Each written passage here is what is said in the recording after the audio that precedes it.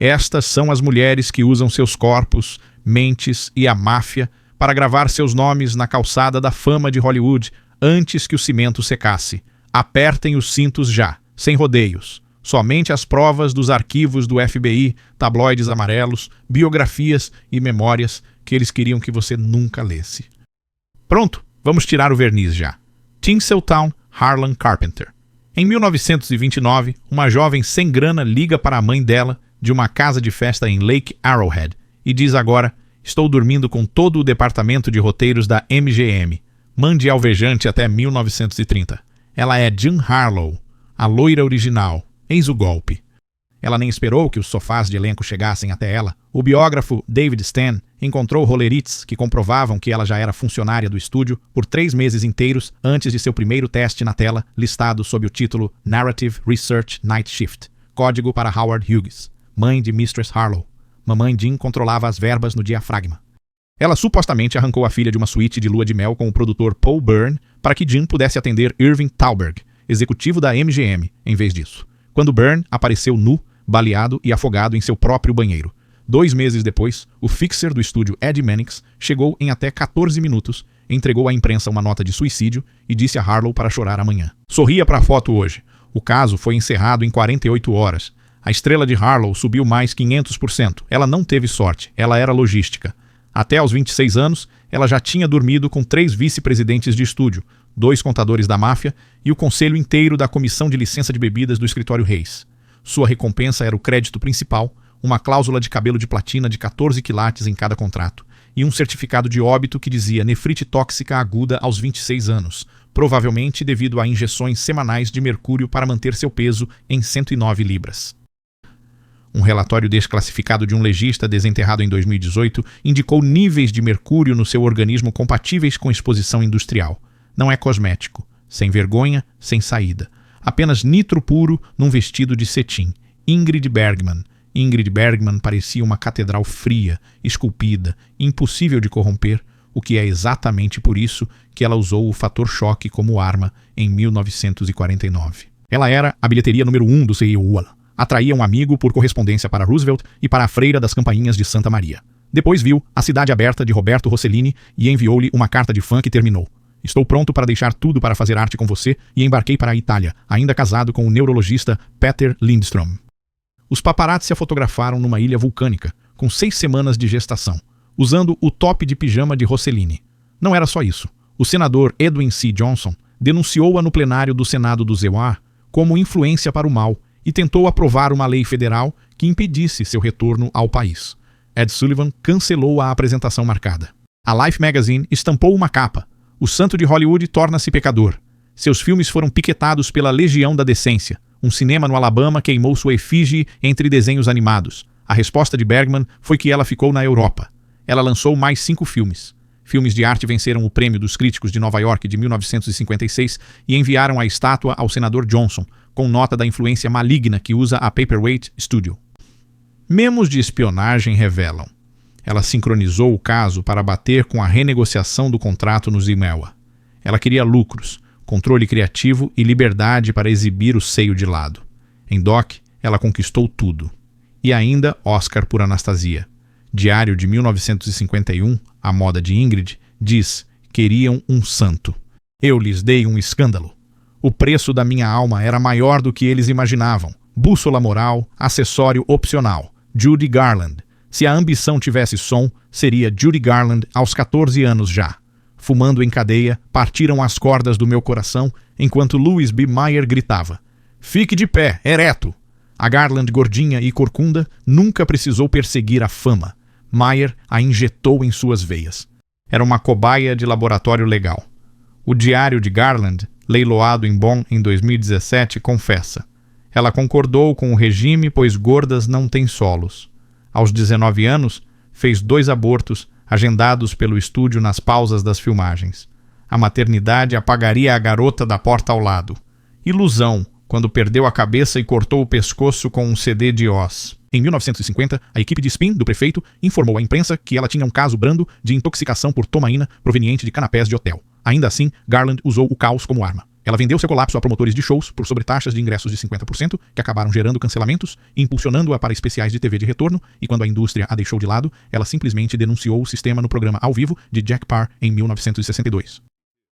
Eles me deixaram magro para me manter rico. Vale o mais vivo. Memorando de sua agente, incluído no arquivo da UCLA, afirma que a instabilidade de Judy é hoje seu maior ativo. Podemos monetizar as lágrimas. O público adorou. Carnegie Hall esgotou em 90 minutos. 0. Vergonha. Lucro total. Gloria Graham.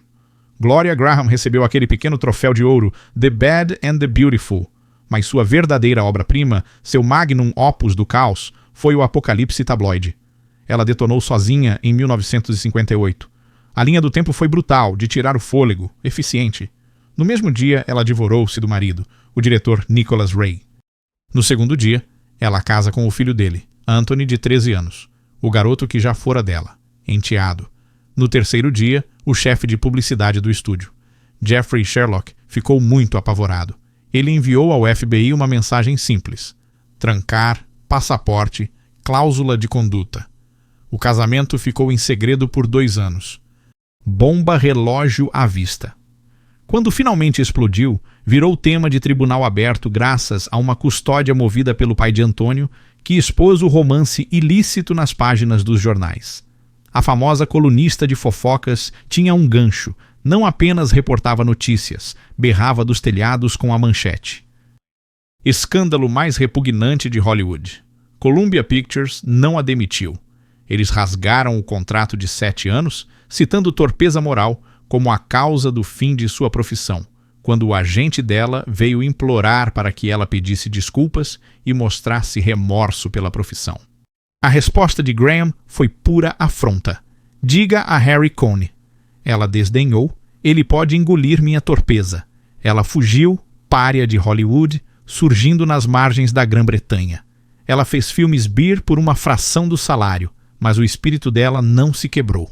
Ela levou um Tony Winter mais jovem como amante em Liverpool, como se quisesse provar ao mundo que o equipamento funciona perfeitamente. Biografia. Gloria Graham, má garota do noir, é citada em entrevista de 1963, na qual ela apenas encolhe os ombros e diz: "Eu não me casei com uma criança. Casei com um único homem que nunca me pediu para atuar." Finja que a carreira dela estava em ruínas e a vida radioativa. Mesmo assim, ela continuou trabalhando, seduzindo e recebendo cheques residuais. A devoção daquele querido é compromisso. Joan Crawford. Antes de Mommy Dearest, houve Mommy Dearest para pertencer a Joan Crawford. Ascent lê como tarifa corporativa em salto alto, segundo memorandos de vigilância do FBI, divulgados em 2008.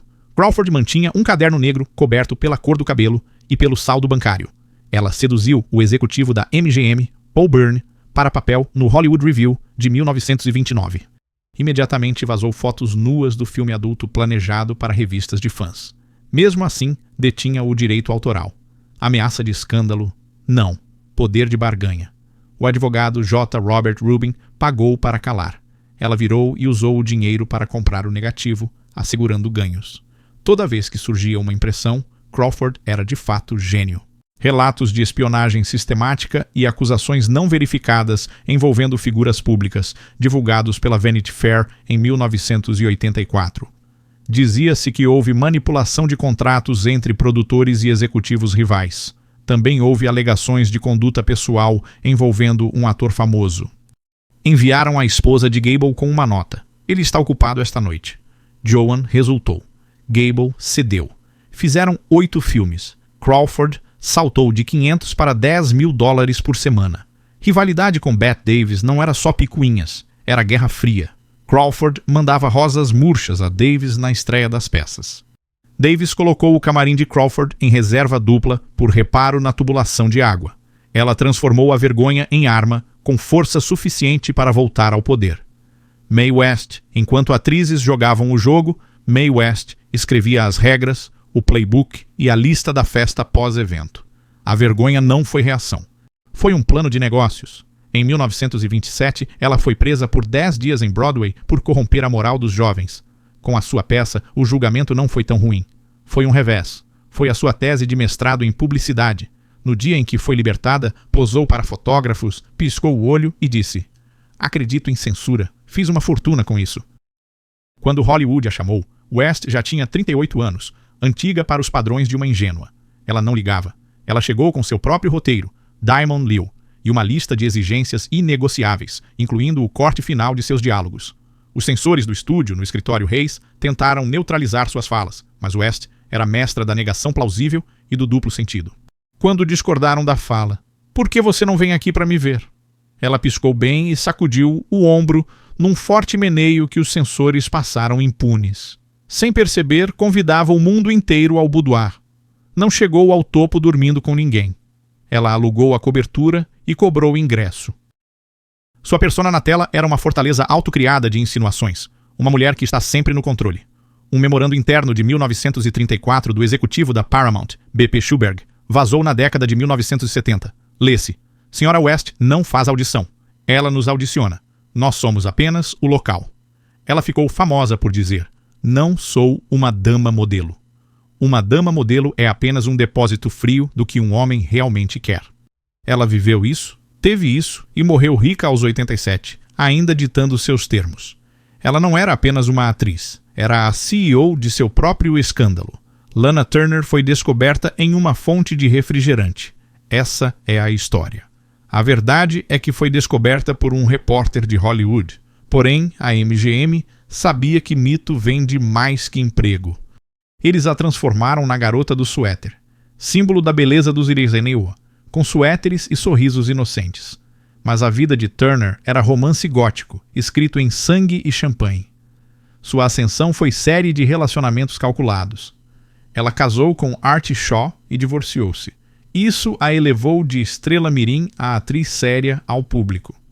Mas o capítulo mais notório dela foi seu caso com o executor da máfia, Johnny Stompnado, homem ligado a Mickey Cohen. O relacionamento era violento, obsessivo e uma bomba relógio. A explosão ocorreu em 1958, quando Cheryl, filha de Turner, de 14 anos, esfaqueou Stomp Panto até a morte no quarto deles, após ele ameaçar Lana. A vergonha que o estúdio transformou em ouro. O marido de Jean Harlow chegou antes do corpo esfriar. A narrativa foi criada. Uma filha corajosa defendendo a preciosa vida de sua mãe. O inquérito concluiu que foi homicídio justificável. Cheryl ainda era uma heroína. Lana era uma vítima. E o público a adorou. Turner nunca perdeu um dia de trabalho. Uma entrada de 1958 no diário do produtor Joe Pastor afirma que a tragédia tem sido vantajosa. Estamos observando um aumento de 20% nas vendas antecipadas de ingressos para o próximo filme dela. As vendas de tragédia. A carreira de Turner não apenas sobreviveu. Ela prosperou por causa da mancha de sangue em seu tapete persa. Ela nunca pediu desculpas, nunca explicou. Ela sorriu, pegou o cheque e provou que, em Hollywood, até assassinato pode ser jogada de carreira com o publicitário certo. Rita Hayworth, antes de ser Rita Hayworth, a deusa do amor, era Margarita Casino, dançarina com traços do pai, cabelo baixo. Seu marido, Edward Judson, vendedor de automóveis há 20 anos. O superior dela a viu, não como esposa, mas como um produto. Ele era o Pygmalion dela, o Svengali dela e o cafetão dela. Ele a pôs numa dieta de 800 calorias por dia, pagou pela eletrolise dolorosa para erguer a linha do cabelo em 1 polegada e tingiu o cabelo dela de preto para o vermelho lendário que seria sua marca. Depois, ele a vendeu ao maior licitante. Judson iria acompanhar Hayworth às reuniões com os produtores, negociando não apenas o salário dela, mas também o tempo dela. Uma carta de 1941 de Judson para Harry Cohen na Colômbia, encontrada nos arquivos pessoais de Cohen. Lê-se: "Rita está disponível para jantar e discussão nas noites em que não está filmando. Considere isto um investimento na moral." Ela era o ativo principal do estúdio, passado de mão em mão como garrafa de uísque escocês compartilhada. Foi vendida à Columbia, por acordo que enfureceu o marido, porém alegrou o chefe do estúdio, o cruel Harry Cohn. Gilda, seu papel mais famoso, era ironia suprema. Pôster do filme, com ela em vestido preto de cetim, foi pin-up para os GIs na Segunda Guerra. O momento mais erótico do cinema foi quando ela tirou uma luva. Naquela época, ela não atuava na tela. Ela fazia o papel que o estúdio e o marido a forçavam há anos. Mais tarde, ela comentou sobre a fama. "Os homens vão para a cama com Gilda, mas acordam comigo." O que ela quis dizer foi que era uma mulher exausta pela atuação. uma mulher que mais tarde se casaria com um príncipe e tentaria escapar da imagem que nunca pediu. Ela era uma deusa forjada nos fogos da ambição de outros homens, e sua vergonha era que nunca lhe permitiram ser. Ava Gardner. Ava Gardner não interpretou a femme fatale na tela. Ela viveu isso fora das telas, e os estúdios ficaram aterrorizados ao serem informados de que foi descoberta por um caçador de talentos pela foto do cunhado dela. Na foto, ela era uma moça do interior da Carolina do Norte, com uma beleza ardente que prometia encrenca e a trazia com força. A MGM tentou moldá-la, dando-lhe aulas de elocução e tentando emparelhá-la com estrelas de aparência recatada. Gardner riu, bebeu uísque escocês e seguiu seu caminho. O casamento com Mickey Rooney foi propaganda que acabou quando ela entediou. O casamento com Artie Shaw foi batalha de intelectos que acabou quando ela percebeu que ele era pretensioso. Depois veio Frank Sinatra. O caso deles foi obsessão nacional. Ele estava no pior momento da carreira. Ela estava no seu auge. Ele deixou a mulher e a família por ela. A imprensa a retratou como destruidora de lares. Resposta de Gardner. Só posso dizer, se Frank me quiser, pode me ter. Ela foi direta, sem desculpas, e leal aos que amava quando estrelou na Barefoot Contessa. Uma história sobre uma dançarina que se torna estrela apenas para ser destruída pelos homens ao redor de sua arte. A vida ficou embaçada.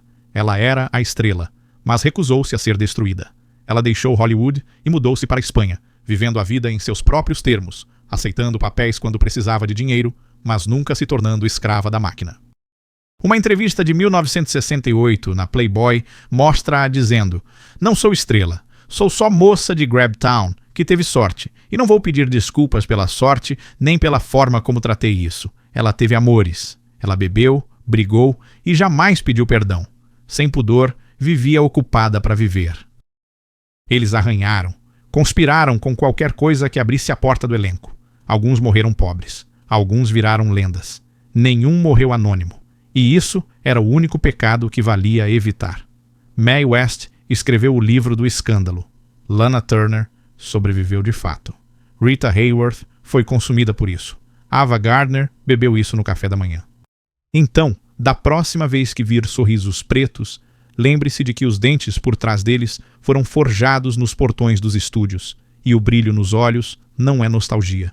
É fadiga de combate. A fama era a droga. A vergonha era apenas o efeito se essa história queimasse seus óculos cor-de-rosa. Bom, agora você vê Technicolor, como se o passado do seu time fosse real. Assine para ver provas e comente qual atriz sobreviveria ao IG. Até a próxima. Guarde segredos no pendrive e princípios éticos em custódia.